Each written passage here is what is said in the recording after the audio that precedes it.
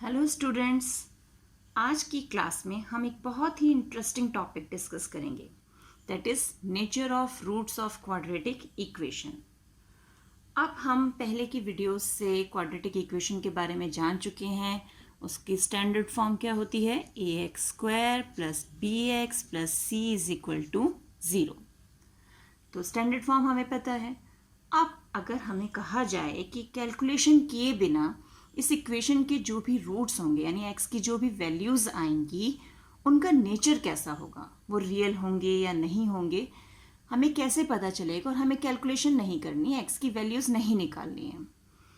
तो आज हम यही सीखेंगे कि बिना कैलकुलेशन किए हम नेचर ऑफ रूट्स कैसे पता करें। तो इसके लिए हम कैलकुलेट करते हैं डिस्क्रिमिनेंट। डिस्क्रिमिनेंट यानी जो हमें बताएगा कि रूट्स के नेचर कैसे होंगे। Discriminant d it is equal to b² minus 4ac, यानी जो हमारे कोएफिशिएंट्स हैं उन्हीं के कॉम्बिनेशन से ये एक्सप्रेशन बन रहा है, यानी हम सिर्फ कोएफिशिएंट्स यूज़ करने वाले हैं यहाँ। तो अब जब हम d is equal to b² minus 4ac आ जाता है, तो इसका जो भी रिजल्ट निकलेगा, जो भी आंसर निकलेगा, उसमें हमारे पास 3 केस होते हैं। फर्स्ट केस कि जो हमारा d है यानी b² माइनस 4ac जो है ये ग्रेटर देन 0 हो सकता है। Second case b² minus 4ac जो है ये इक्वल टू 0 हो सकता है। एंड थर्ड केस यानी जो लास्ट केस है कि b² माइनस 4ac जो है ये लेस देन 0 हो सकता है। यानी फर्स्ट केस में हमें जो वैल्यू मिलेगी वो पॉजिटिव होगी, सेकंड केस में वैल्यू 0 हो जाएगी, एंड थर्ड केस में वैल्यू जो मिलेगी वो नेगेटिव होगी। तो इन वैल्यूज़ के बेस पे हम इनका नेचर पता करते हैं। कैसे? If it is greater than 0 then we will have 2 real distinct roots, यानी हमें 2 रूट्स जो मिलेंगे वो रियल भी होंगे और डिस्टिंक्ट भी होंगे। डिस्टिंक्ट मीन्स यानी दोनों के दोनों डिफरेंट होंगे, x की दोनों वैल्यूज़ अलग अलग होंगी। सेकंड केस में 2 रियल रूट्स तो मिलेंगे लेकिन वो इक्वल होंगे, दोनों रूट्स की वैल्यूज सेम होंगी, x की दोनों वैल्यूज सेम आएंगी। और लास्ट केस में because it is less than 0 negative में चला जाएगा, then we have no real roots, हमें कोई भी रियल रूट नहीं मिलेगा। तो इस तरीके से हम d कैलकुलेट करके रूट्स का नेचर पता कर सकते हैं। अब कुछ एग्जाम्पल से हम इसे और क्लियर कर लेते हैं। तो फर्स्ट हम एग्जाम्पल ले लेते हैं 2x² minus 3x plus 5 is equal to 0।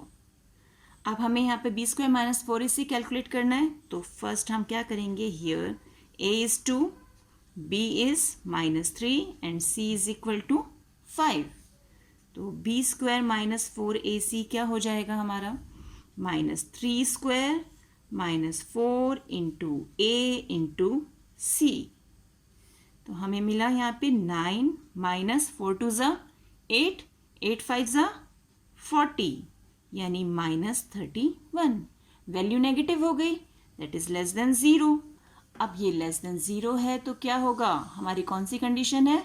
हमारा थर्ड केस कि ये लेस देन 0 है, it means equation has no real roots, कि इक्वेशन का कोई भी रियल रूट नहीं है। एक और क्वेश्चन देखते हैं। सेकंड क्वेश्चन हमारा है 2x² minus 6x plus 3 is equal to 0। Again यहाँ पर हमें क्या क्या दिया हुआ है? Here a is equal to 2, b is minus 6 and c is equal to 3। b² minus 4ac calculate करेंगे, means minus 6² minus 4 into 2 into 3। तो दिस इज 36, माइनस 6² 36, 4 2 ज़ा 8, 8 3 ज़ा 24। तो हमें आंसर क्या मिला? 12। 12 पॉजिटिव नंबर है, इट इज़ ग्रेटर देन 0, और ग्रेटर देन 0 के लिए हमारे पास क्या कंडीशन है?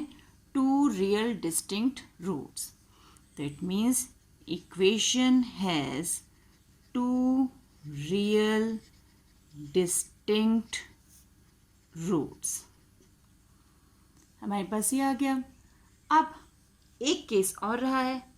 अब उस केस को कैसे देखते हैं? अब हमारे पास हमें दिया हुआ है 3x²